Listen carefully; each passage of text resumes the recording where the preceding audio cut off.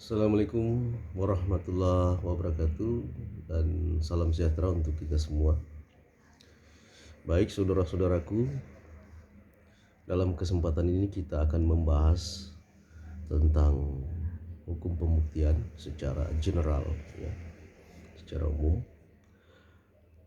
Yang pertama ada beberapa hal yang kemudian akan saya jelaskan secara singkat, padat dan jelas dalam kesempatan ini, yaitu menyangkut pengertian hukum pembuktian itu sendiri, kemudian juga beberapa teori-teori pembuktian yang diakui dalam berbagai referensi tentang hukum pembuktian yang ada. Baik saudara-saudaraku, pembuktian secara terminologi itu dalam bahasa Belanda disebutkan dengan bewijs.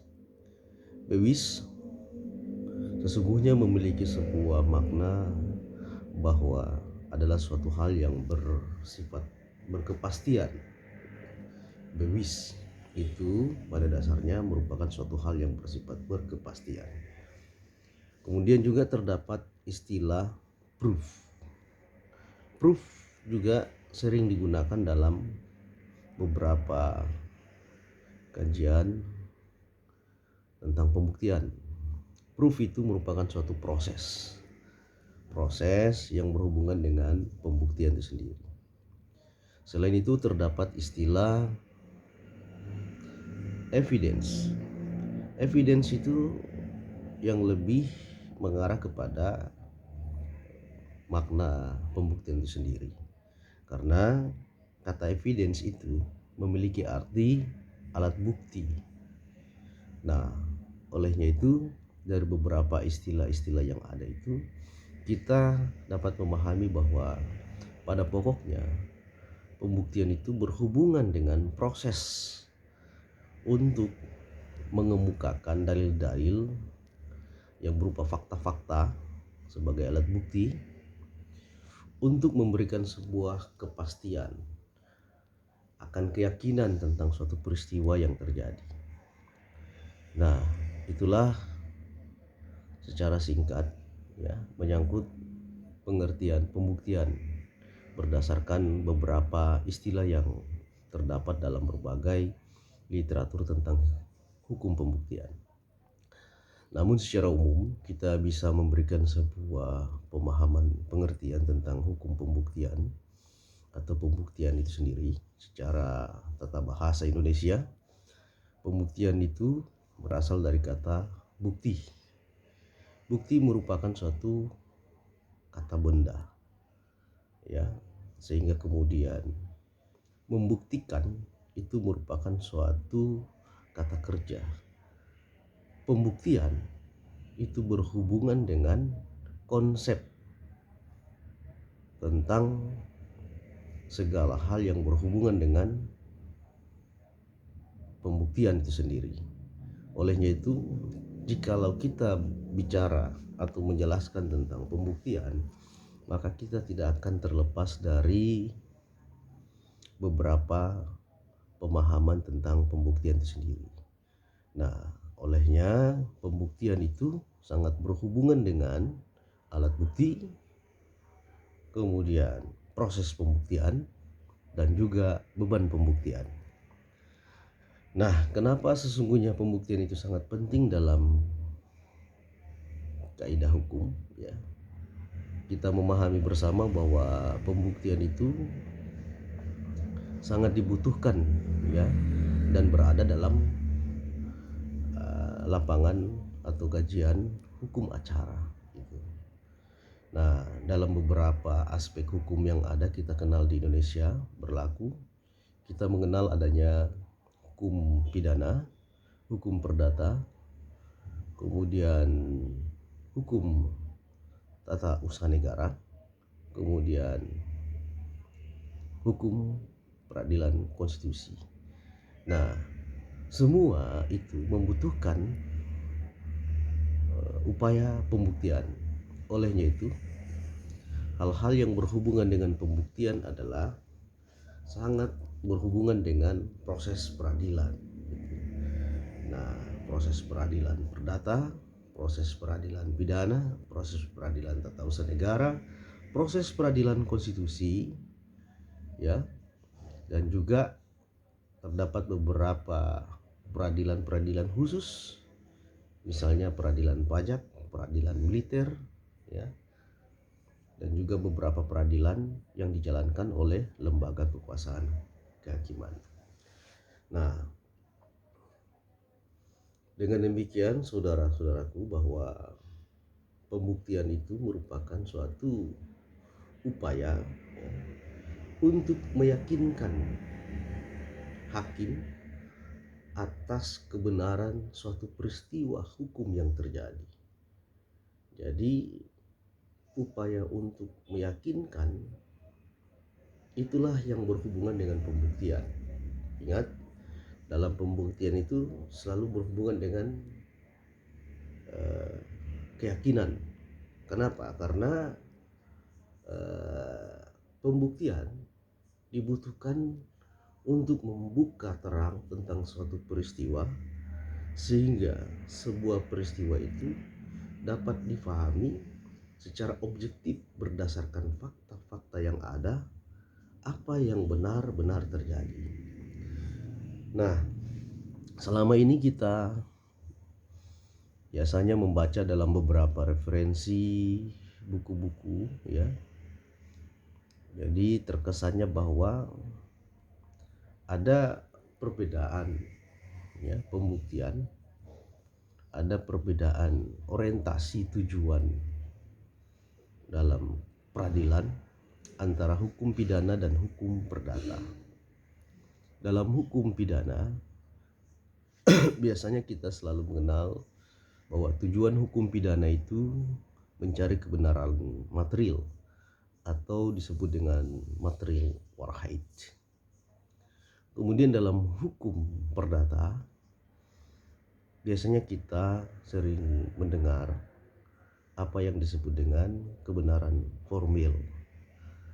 Nah, antara kebenaran material dalam tujuan peradilan pidana dan kebenaran formil dalam tujuan peradilan perdata ini tentunya berbeda.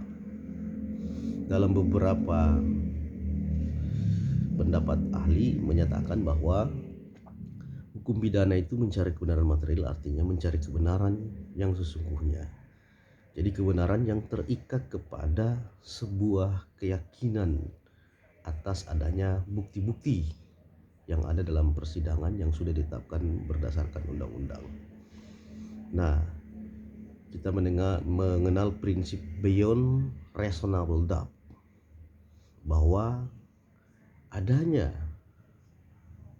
sebuah pengaruh yang besar, ya, atas keyakinan hakim terhadap alat bukti yang ada dalam peradilan. Prinsip itu dikenal dalam hukum pidana, hukum acara pidana, beyond reasonable doubt. Nah, olehnya itu berbeda halnya dengan hukum acara perdata, ya, dikenal dengan prinsip preponderance of evidence, yang maknanya adalah bahwa hakim itu terikat kepada alat bukti formil, alat bukti tertulis yang ada dalam proses peradilan perdata. Nah, jadi seolah-olah ada sebuah perbedaan, ya, orientasi peradilan dalam hukum perdata, acara perdata dan hukum acara pidana, di mana hukum acara pidana mencari kebenaran material dan hukum acara perdata mencari kebenaran formil. Kebenaran material itu adalah kebenaran yang didasarkan oleh keyakinan hakim atas adanya alat bukti yang terdapat dalam persidangan. Sementara kebenaran formil itu adalah kebenaran yang kemudian menjadi dasar bagi hakim untuk memutuskan, dilandasi oleh adanya fakta-fakta alat bukti yang tertulis dalam persidangan. Gitu. Nah, selanjutnya kita juga akan memahami tentang apa sesungguhnya pembuktian itu sendiri dengan pendekatan-pendekatan beberapa aliran-aliran atau teori-teori tentang sistem pembuktian yang pernah berlaku dan dianut dalam beberapa negara di Indonesia. Setidaknya dalam perkembangan teori pembuktian terdapat 4 teori pembuktian yang berkembang selama ini, ya. Yang pertama itu dikenal dengan teori pembuktian positif atau biasa disebut dengan positif Wetthelig gitu. Jadi pembuktian positif ini adalah pembuktian yang didasarkan bahwa hakim dalam memutuskan suatu perkara harus sangat terikat secara ketat terhadap alat bukti yang ada dalam persidangan. Hakim tidak boleh menggunakan keyakinannya. Hakim tidak boleh menggunakan rasionya, ya, untuk kemudian antara rasio dan keyakinan hakim, rasa keyakinan hakim itu, ya, lebih dominan, ya, daripada adanya alat bukti yang ada dalam persidangan. Jadi teori positif Wetthelig ini pada dasarnya menegaskan bahwa hakim hanya terikat secara mutlak kepada alat bukti yang ada dalam persidangan, sehingga hakim pun tidak boleh menilai lebih, ya, terhadap alat bukti yang ada dalam persidangan. Selanjutnya ada yang namanya teori pembuktian yang berdasarkan keyakinan semata atau biasanya disebut dengan conviction in time. Conviction in time. Conviction in time ini adalah teori pembuktian yang didasarkan kepada rasa keyakinan hakim semata. Jadi hakim tidak lagi sangat terikat kepada alat bukti yang ada dalam persidangan. Bahkan hakim bisa keluar dari alat bukti yang ada dalam persidangan yang dilandasi oleh adanya keyakinan hakim.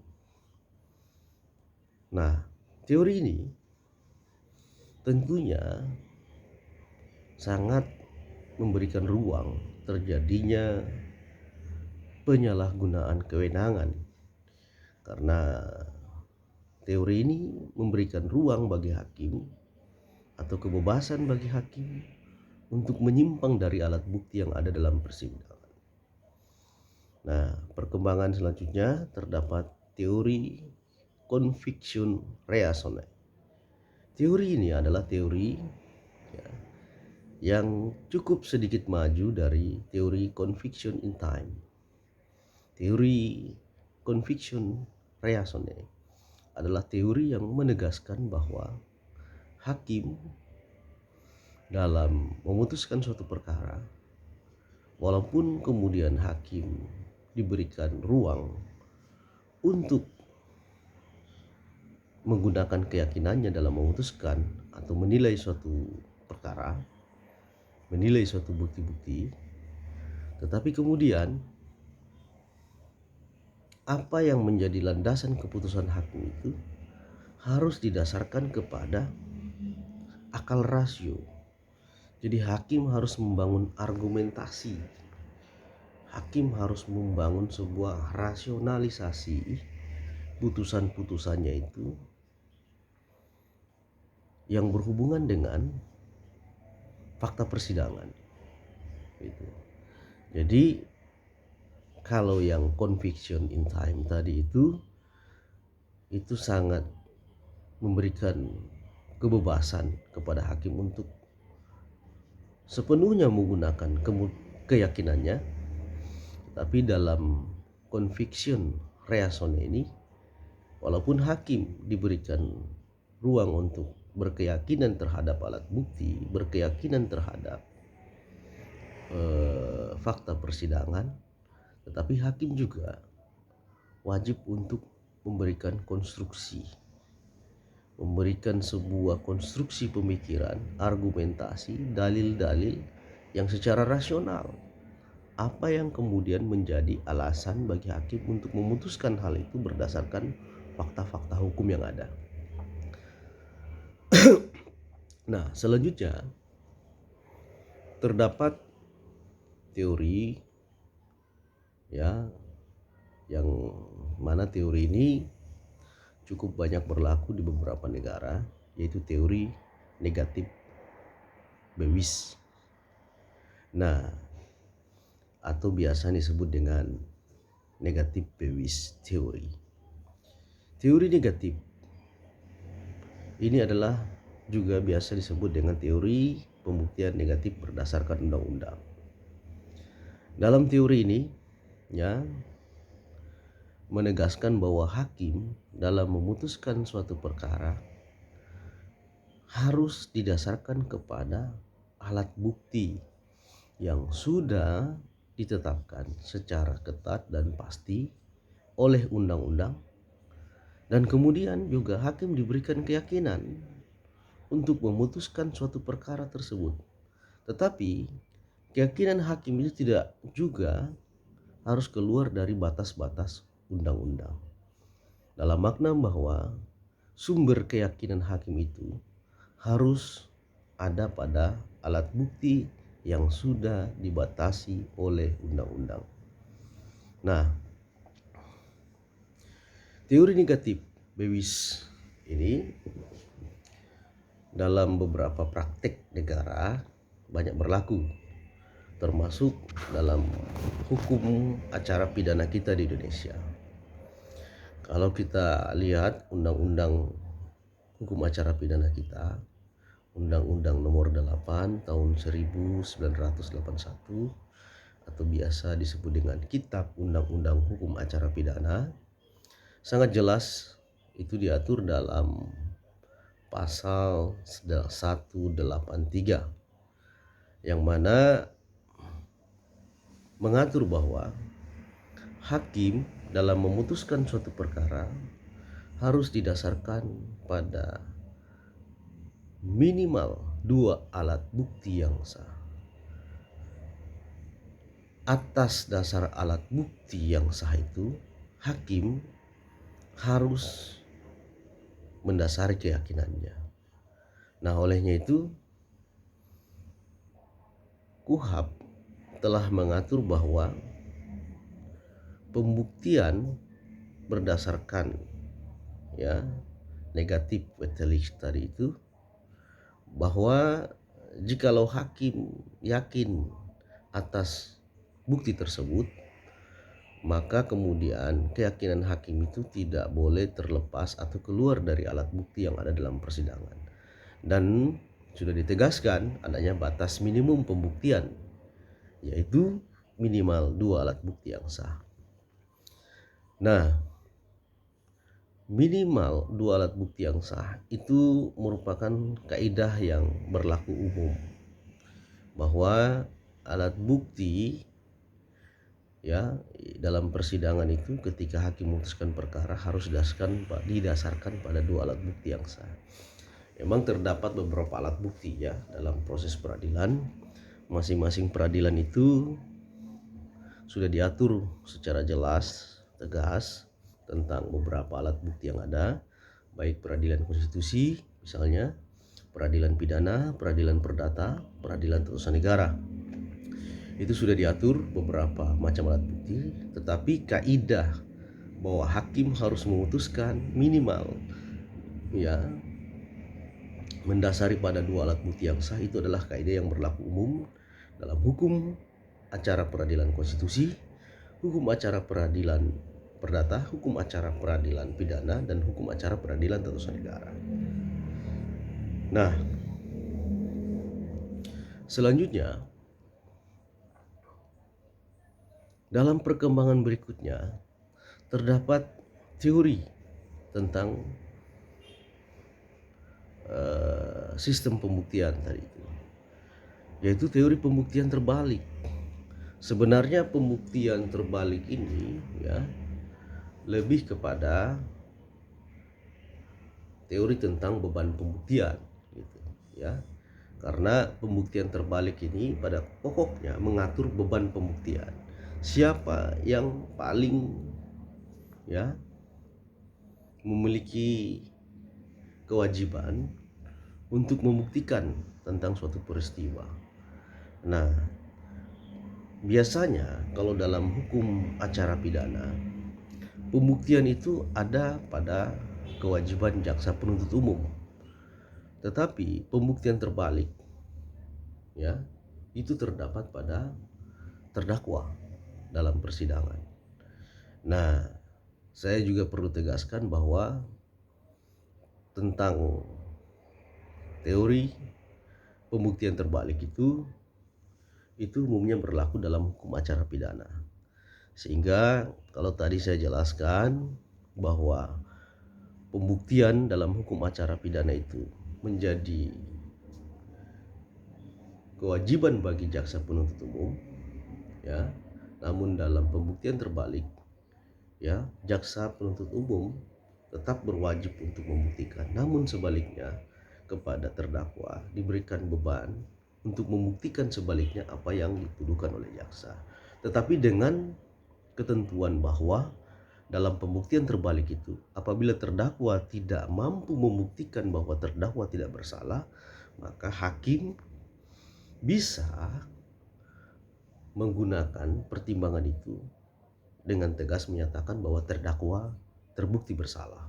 Nah, itu yang dimaksud dengan pembuktian terbalik.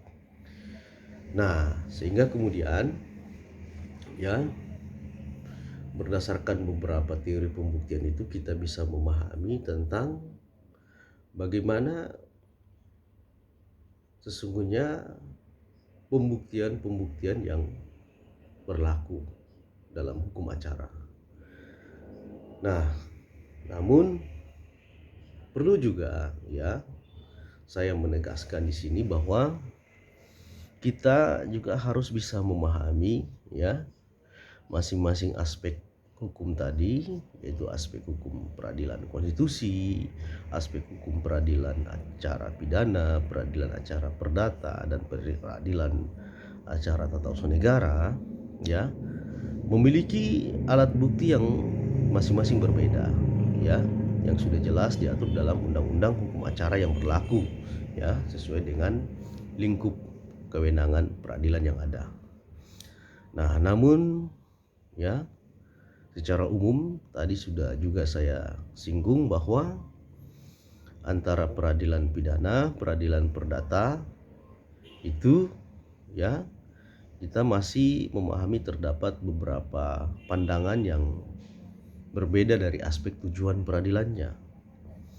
Jadi pada pokoknya sebuah peradilan atau pengadilan itu sebagai the last resort, sebagai ujung tombak ya para pencari keadilan, justisiable, untuk mendapatkan dan menemukan keadilannya melalui putusan-putusan hakim yang ada di pengadilan. Olehnya itu ya pembuktian itu menjadi penting. Nah, dalam perkara pidana mencari kebenaran material, dalam perkara perdata mencari kebenaran formil.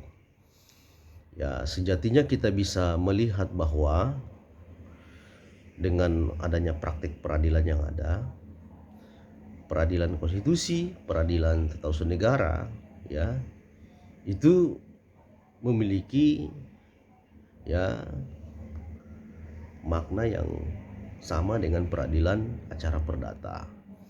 Kenapa saya coba membedakan dua